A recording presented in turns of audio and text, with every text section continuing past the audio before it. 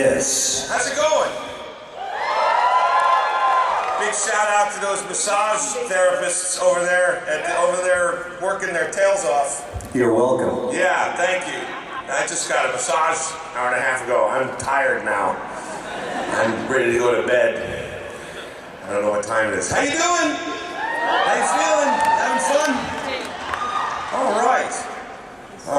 What do you think? We should just get the Q&A? Yeah, let's do some Q, and then we'll do some A. Yeah. What do you think? If you guys can provide Q, we will then provide A. Yeah. Awesome.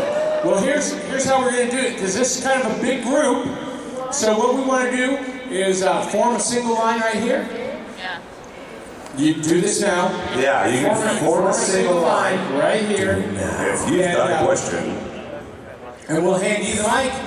One question per person, please. And as has been the tradition with these panels, I just got to say, please make it a good question. Don't be a noob and go off the reservation. We love you, but I'll say it. All right. So we'll just start it off. You're first. Yeah. I'll start off with a tough one. Can you give us any information on when there might be a DVD or disc release by Know That Voice? There is a DVD being released in June officially with I think it's June 17th with all sorts of special features and all sorts of DVD bonus stuff, commentaries, stuff that was deleted.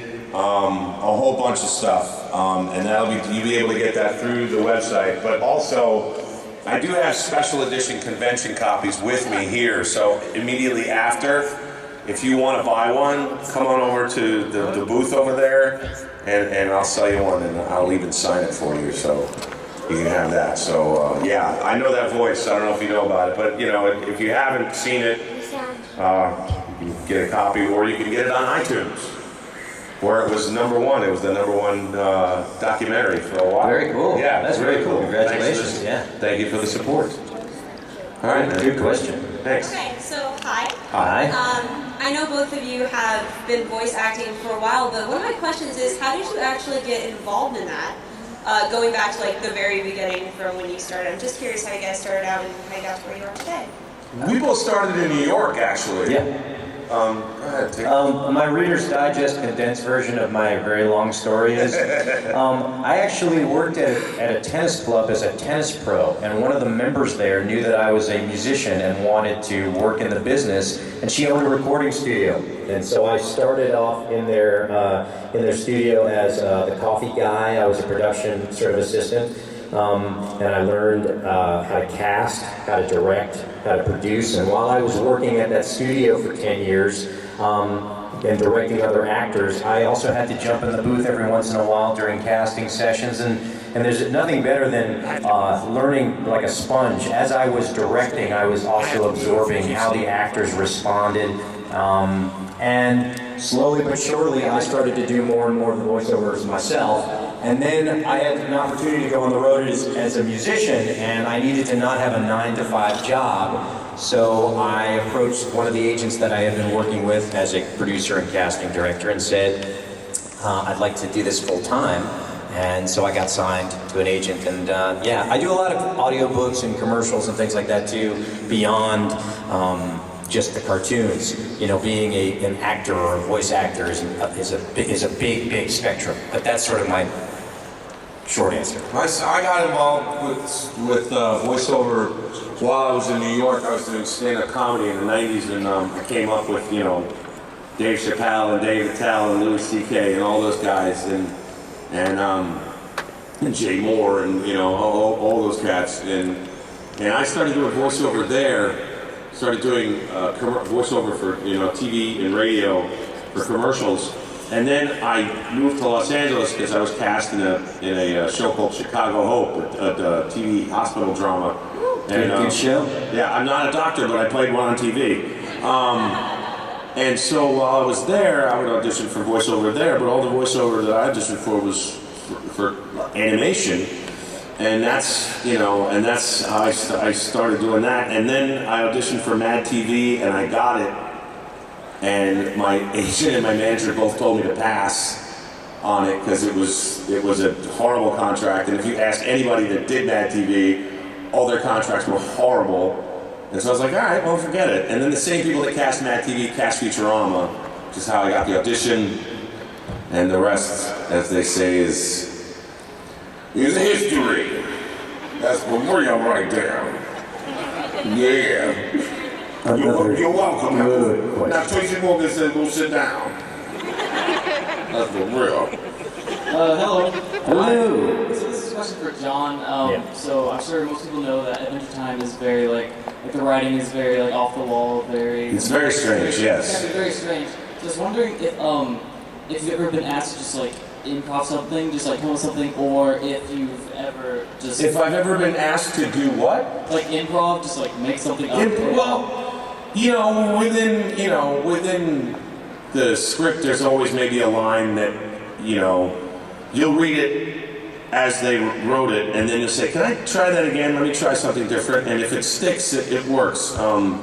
Usually you just try and put the meat on the bones instead of having to build a bone. You understand what I mean? So it's, they really do a good job writing. So you don't, improv kind of comes because you're having fun and you're familiar with your characters, and if you're in the room, with the other actors and you're playing and you're doing the physical act of playing with the characters, then magic happens and you start to come up with interesting stuff. So, but usually you want to get down what they have written for you, and then if there's time, you have time to play and kind of branch off from that. So, you're welcome. Yeah. Hi guys. Hey, that's good. What's up, Supergirl? Yeah, that's right. You flying through the air. Come to the hood, see Tracy. So my question for both of you, I know you guys don't like a lot of characters, obviously, but what character was more challenging, and what character was your favorite and you could do it all over again? Well, challenging usually for me is picking a dumb voice in the audition and then having it turn into a major character where I have to scream and yell in some high register. So I've always said that, I don't know if you guys are familiar with that really big show, Dinosaur Kings. Yeah, I know, right? What? I had to play Dr. Z, who talked like this the whole time and yelled. And when I auditioned for it, because it was very much of a Pokemon sort of rip-off, they were like, we want to use the same people that do the Pokemon stuff because we love you so much, but we can't have you play the same characters types that you would normally do. Like I would have played the Team Rocket-esque guy in that show. They're like, we want you to play the main villain. I'm like, great. And so we picked this voice, and I said, this character doesn't speak a lot, right?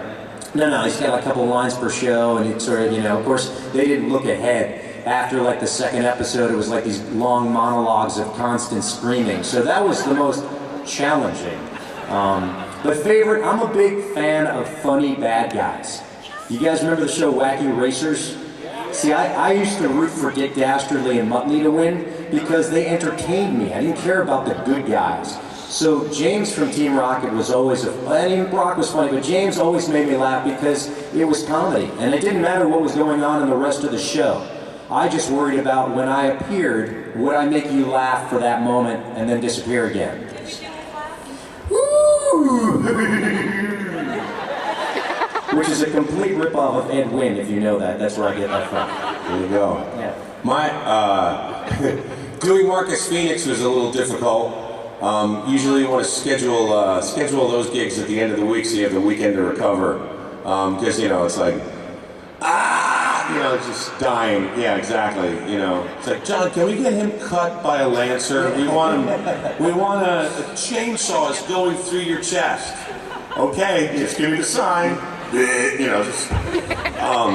But a funny thing happened actually, and I have to do this gig this week.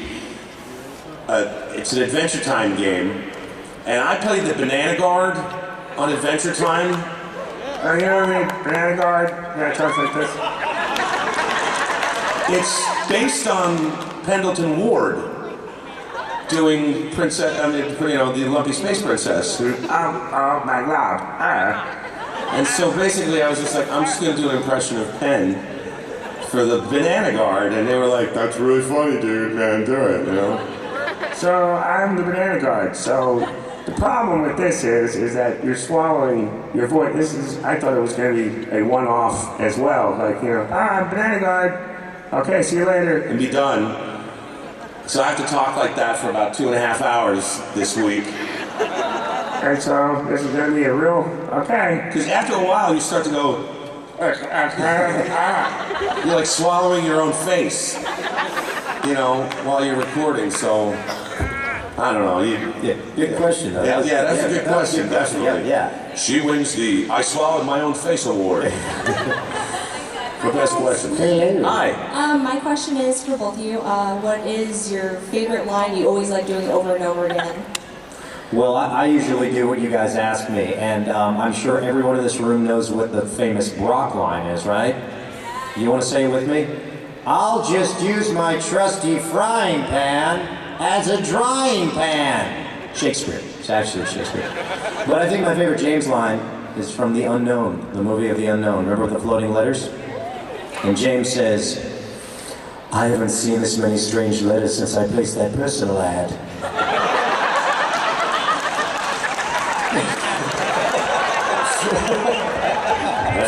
That is wild stuff.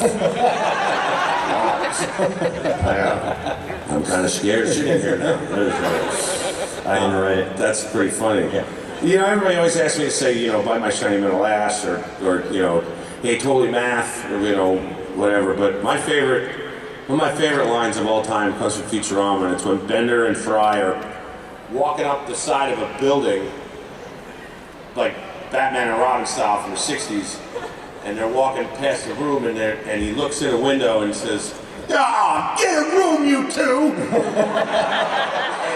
and the guy inside the room goes, "We're in a room."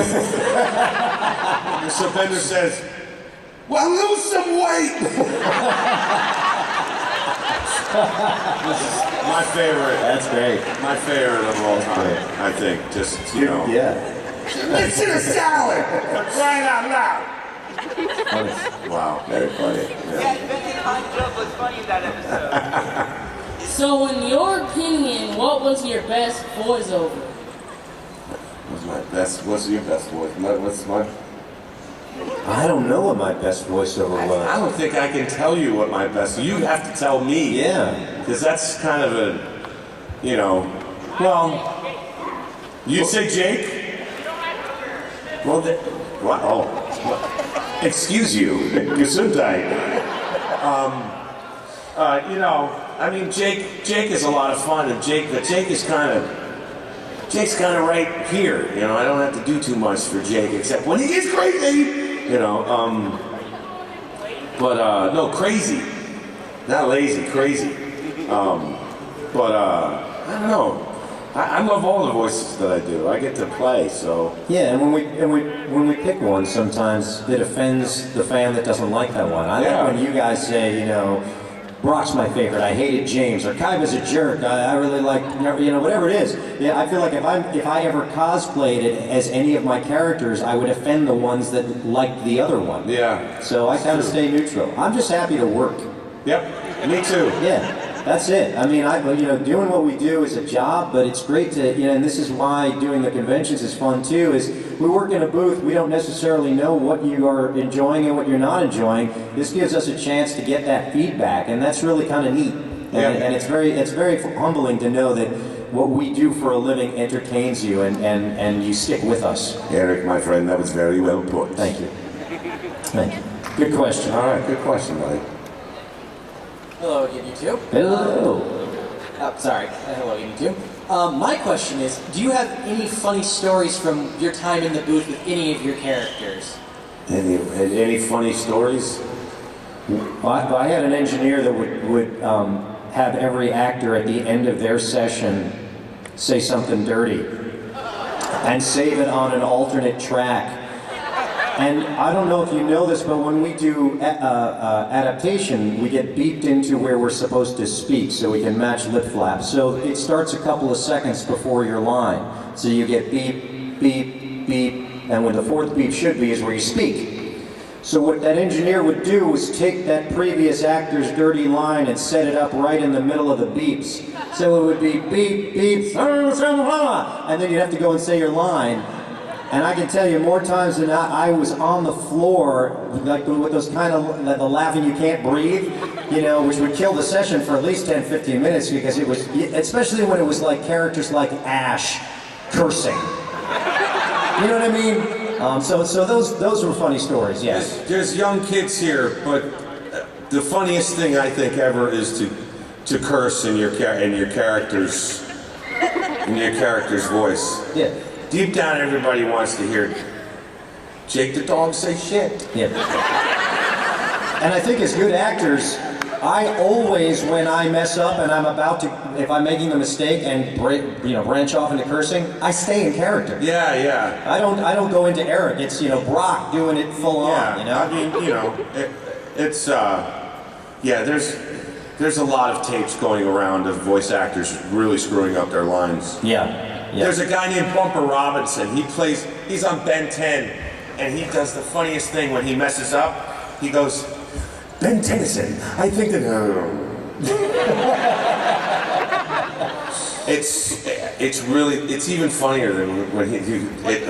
What's it like when you do rap? Like, do you do? If I do, let me tell you something, brother. I think I just had a brain aneurysm. Yeah, that's a screamer. That's a crazy. No, that wrath is just too much. I get veins popping out of my. I'll give you just a quick little bonus to your question because I think you'll enjoy this. So the engineer at 4Kids who did all the promos, right? We'd all jump in there and do our characters doing the promos. So when we'd all mess up, because it's like given to us right at the last minute, there's a lot of cursing going on. At Christmas, he would ID each ID with that specific curse word by every actor and put lovely Christmas music under each one and hand it out to us. And when I've decided to completely retire from this business, I will release the best of, because trust me, it will be a holiday classic. Yeah. I want a copy of that directly. I've got it on the phone, I'll play it for you sometime. All right, awesome. Yeah, all right. Hello. Hi, how are you? Good. John had a question for you. Yes. My favorite character that you've done is Jake the dog, but I know you also did the Joker from Under the Red Hood. That's right, I did. Oh, thanks. And that's probably my second favorite role that you've ever done. So, I was wondering what your inspirations were for getting into Joker and how you decided on the voice that you were going to do for him because of all of the other previous Jokers in the past. Thank you for the compliment, I appreciate it. I did the Joker and I was shown the first scene. And I don't know if you guys, those of you who haven't seen Under the Red Hood, it's a rather violent pass at animated Batman. And, it opens with the Joker beating Robin within an inch of his death with a crowbar while talking to him. So you can imagine how I had to kind of really dig into that psychopathic sort of side of, the depths of your mind to try and just be like, okay, this is what I'm doing. It's pretty scary. And at the same time, Cesar Romero was my favorite Joker. So to try and combine Cesar Romero with an absolute 100% uber-violent psychopath was where I was going. I wanted him to be evil, yet his jokes would be a slow burn. And so, whatever he would lay out as a joke would be just a nasty, horrible thing, like when he kills off all the guys in the room and says, I'm gonna need some guys. Not these guys. but some other guys. You know, it's just that's just I don't know. It's just a dark place, and that's what I fed into. So, but thank you for the props. I appreciate it. That's a kick-ass Harley outfit. Nice job. Yeah. Right. This is a question for Eric. In the original Pokemon series, you also did the voices of some Pokemon as well. Yes. What was your most favorite? Oh, Squirtle, hands down. Yeah. And first of all, Squirtle, you know, you always remember your first Pokemon. Squirtle was the first Pokemon that I got to actually voice, which was great. But a little known fact about Squirtle's water gun attack, because most of the fans thought that was a sound effect, but I actually went like that, yeah. No, he replaced us after 12 years of being on the show, so there you go, yes, Squirtle. And he wore Ray-Bans. I always thought if any Pokemon was wearing real clothes, that was kind of cool. Good question. Awesome. Are you gonna ask the question? You gotta get up if you're gonna ask the question.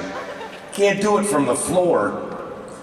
He's like, all right, For man. him. What's the question? He wanted to know what's John's favorite line as Jake. My favorite line is Jake. My favorite line is Jake is dude, be calmed by my saliva. You know? That'd make a great t-shirt. Yeah. I think they have it already at Hot Topic. That's what scares me. Awesome. Well, I hope I'm a good influence. Has he learned his timetables yet? Because 2 + 2 is 4. 3. Is because of Adventure Time comics. Oh, well, all right. We'll try and add some math and history to those comic books. You know, because that's all right. Good. Yeah. Excellent. Thank you. Good question. All right, I wanted to ask both of you actually. Yep. If King Rocket representing. if either of you had a favorite episode or movie, whatever, to do voiceovers for. That's kind of hard. I like so many of there's so many funny little moments. I was asked this the other day, and I was reminded of when James has to pretend he's Professor Oak in the game show, because I can do Professor Oak, and actually I do Professor Oak just as good as Professor Oak does. And so James has to impersonate him, right? Of course, they're dressed the same on the game show, and it's supposed to confuse the fans. So I'm James, but as the actor, I went in there and I basically did Professor Oak. And I got notes back from the producer, you can't do it that good. The kids need to know which one is the real Oak, and you're doing Oak better than Oak. I was like, well, isn't that the whole point? And they're like, no. But so I always liked that episode because I dialed it back a little bit, but it was fun to have one of my characters impersonate another one of the characters on the show. Which goes to show you that we're all replaceable. Because we can all pretty much imitate each other. Pretty much. Yes. I loved always doing Zoidberg in front of Billy West.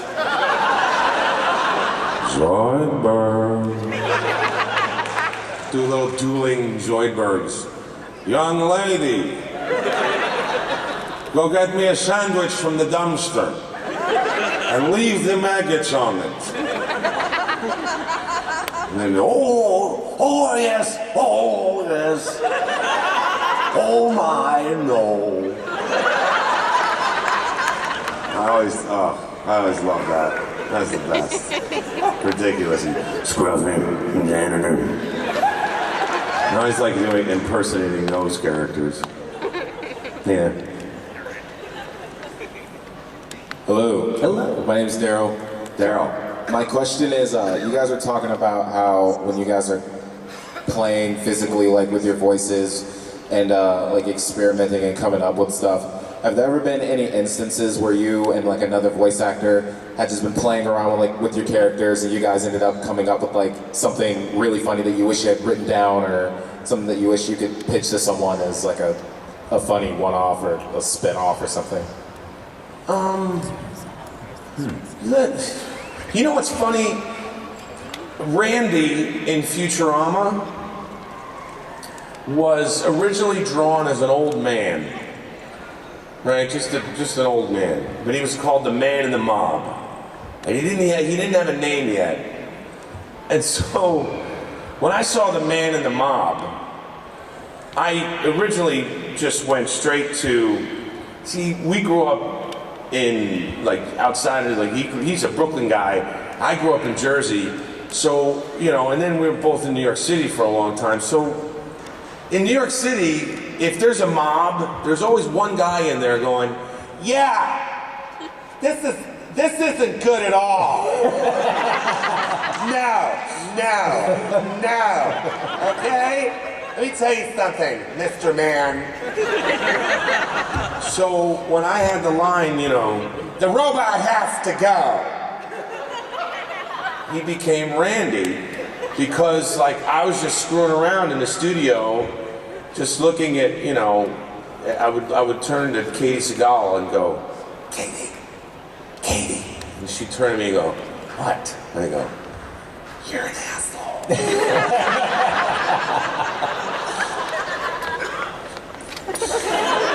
And so it kind of stuck and it kind of happened, and, you know, when you get to play like that and something comes up with it, you know, it's awesome. Like, that's the bonus of this job. That's great. Yeah, you know, because we play so many different characters, it's like you get thrown these things and it's like, well, we want you to also do this voice.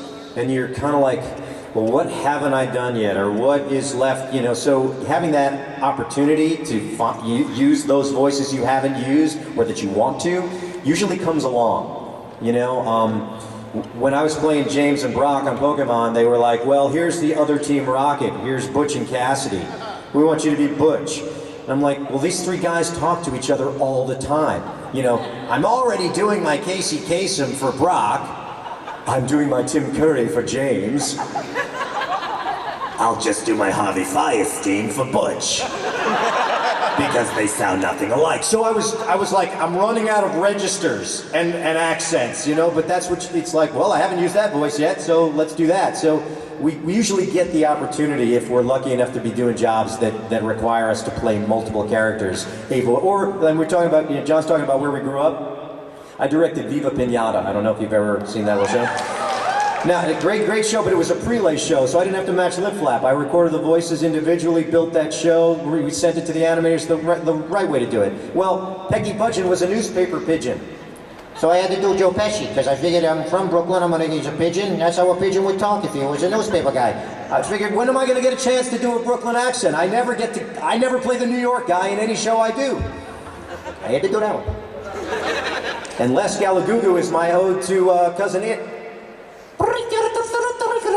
Yes, Les, we understand you. That's all it was. I was just doing, you know, Cousin It.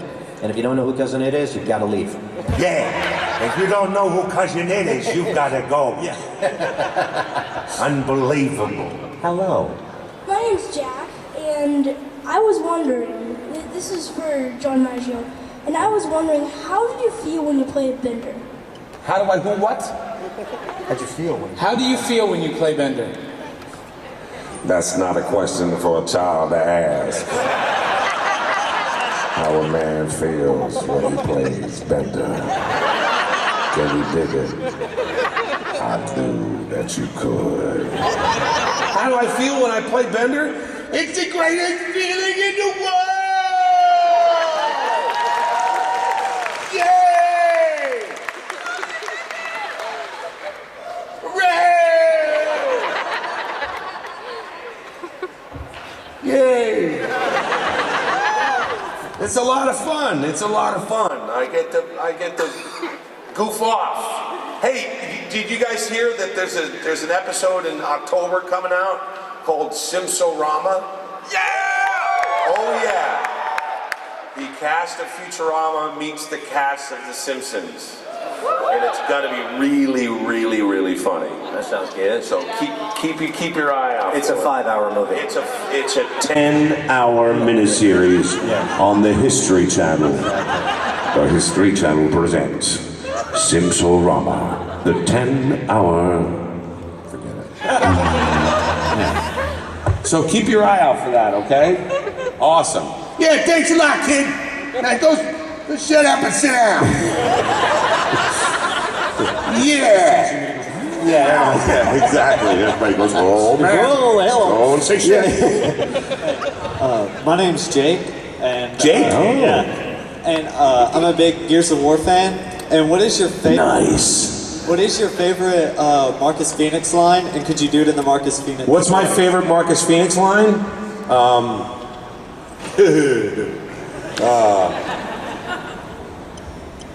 Who wants toast? Nice. What's your name?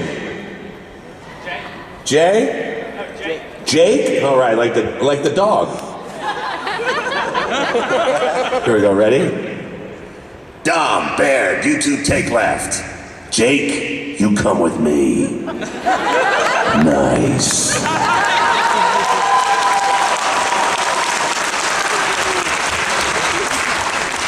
See, I'm allowed to fanboy too, because I'm a big gamer geek, and I play with the same guys online every Wednesday night for the last 8 years. And we play Gears a lot, so I end a lot of my little posts with, bring it. Nice. Bring it. There you go, all right, bring it, man. That's sweet, yep.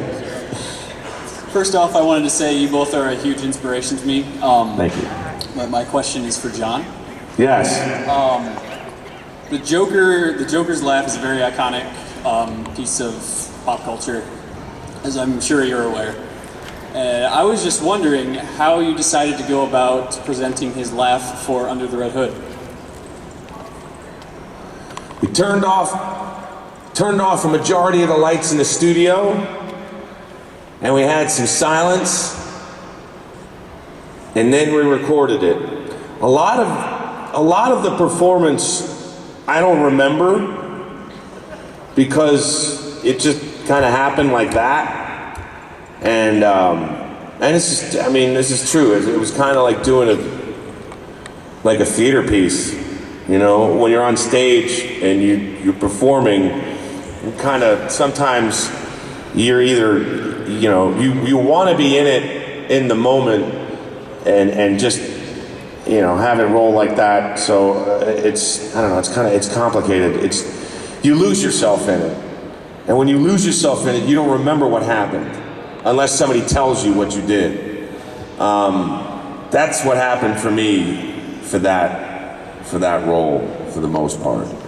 And that laugh came with a lot of breath, you know, and because it had a lot of girth to it, you know. So yeah, that's how I approached that. That's how I approached it. So my question is for John.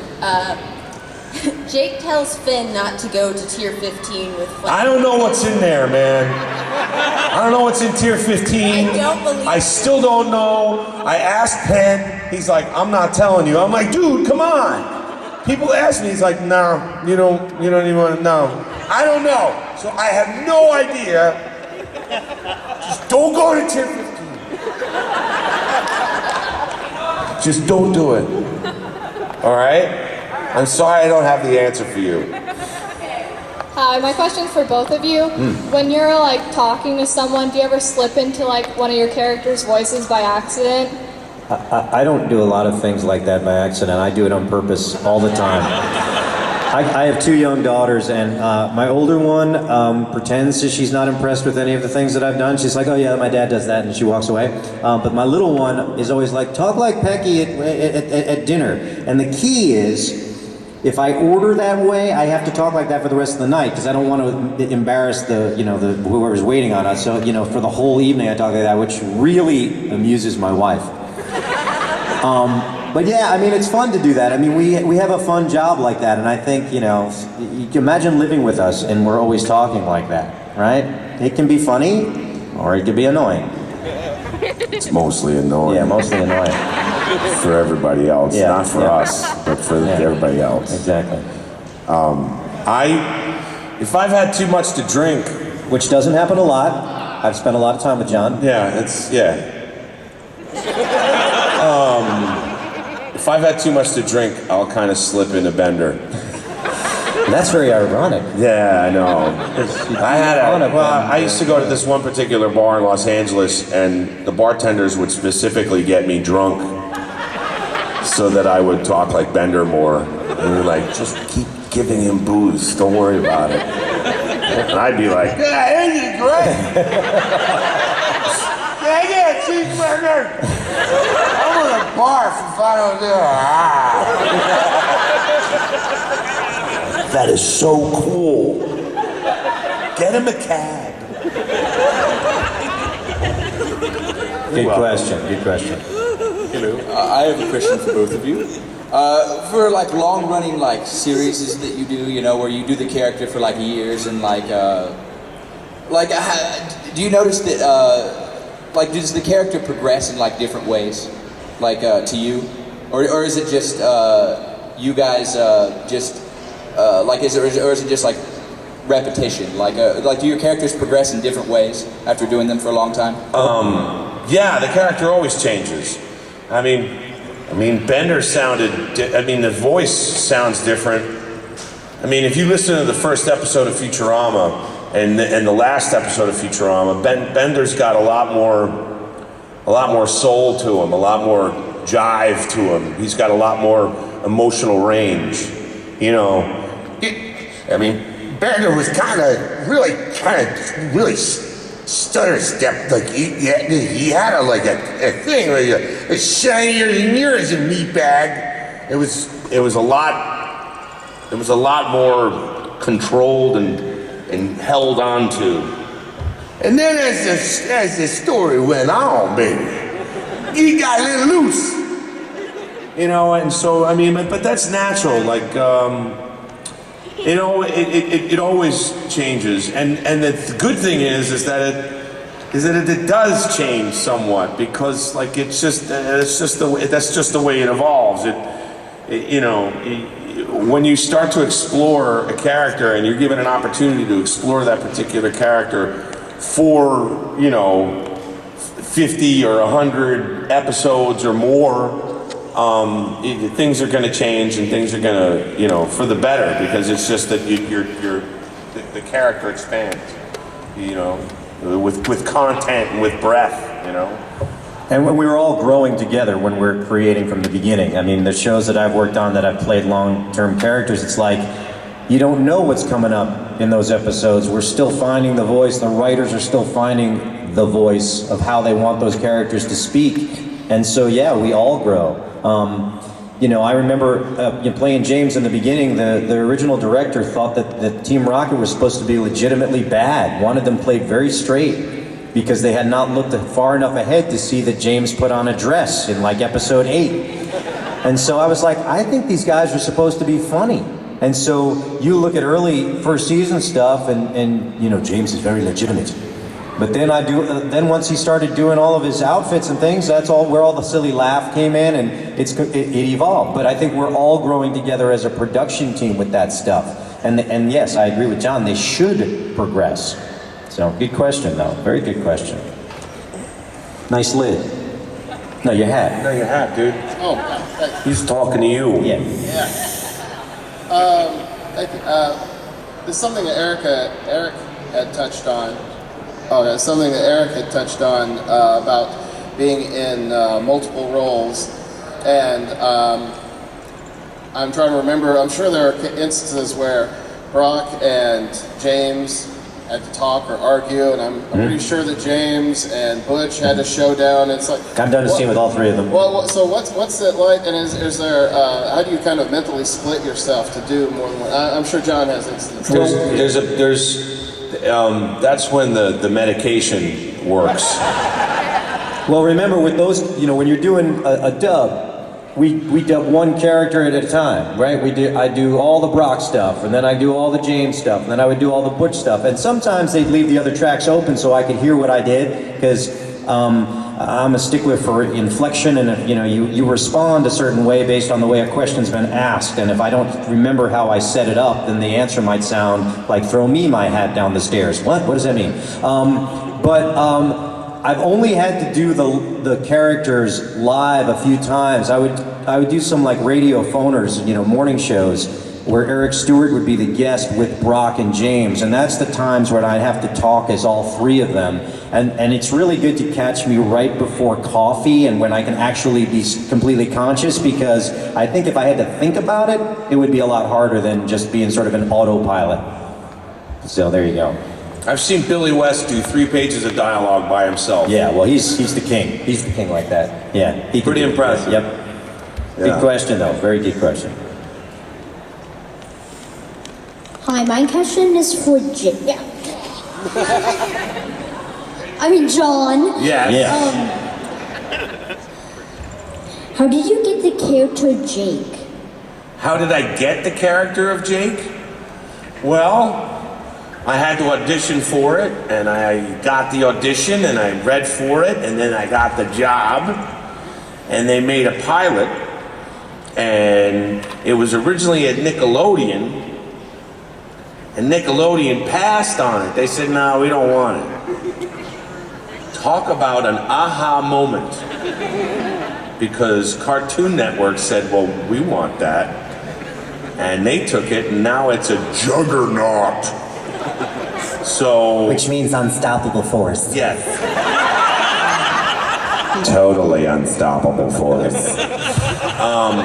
But you just you go in and you read for it and you audition, and and they said just kind of be you, be your voice, except with I don't know, a couple of pillows and a blanket surrounding it, and make it cuddly and make it cute and make it your best pal.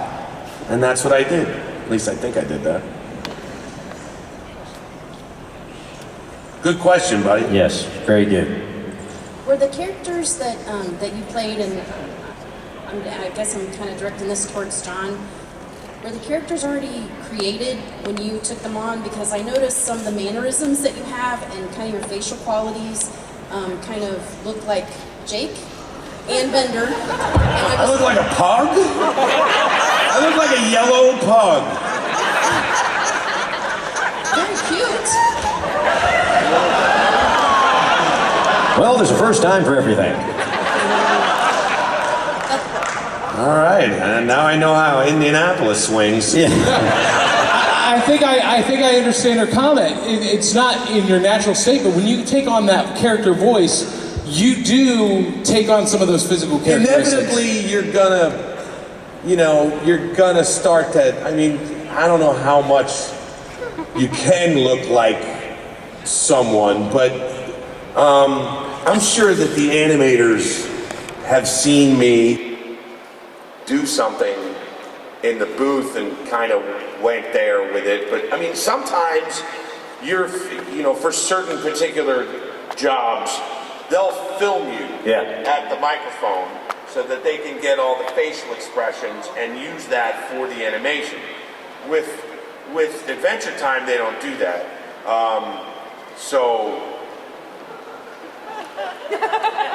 So I guess it's just a lucky guess that the animators had. Yeah. But what John's talking about, I don't know if I have a credit for it, but I worked on the first Madagascar film. I was in the booth with Chris Rock. So Chris was dubbing, and he had a camera next to him, and I sat there as Ben Stiller, just in case he needed someone to play off of. And I just basically turned pages for 3 hours and got paid and did anything. But Chris had the camera in front of him, which is why when his character is talking, it looks just like him, because the animators were referencing his facial expressions on every line. That's what they do. Yeah. Yeah, DreamWorks. Hey, like I said, I got paid for doing nothing. Yeah. And I came up with a funny line, he didn't give me credit for it, so I almost had to give him a little. What's your question? We got a couple more minutes, let's make them good. Great. So I imagine it's hard enough to create all of these voices. I couldn't do it. And to keep them all straight and to keep in character. But I am most impressed by John doing the the Making Bacon Pancakes song. Oh, really? It's the end of the end. Do you guys want to hear the Making Bacon Pancakes? Okay. Here we go. Bacon pancakes, making bacon pancakes. I take some bacon and I put it in a pancake. Bacon pancakes, that's what it's gonna make. Bacon pancakes. Yay! Now everybody's got diabetes. All right, unfortunately, we only have time.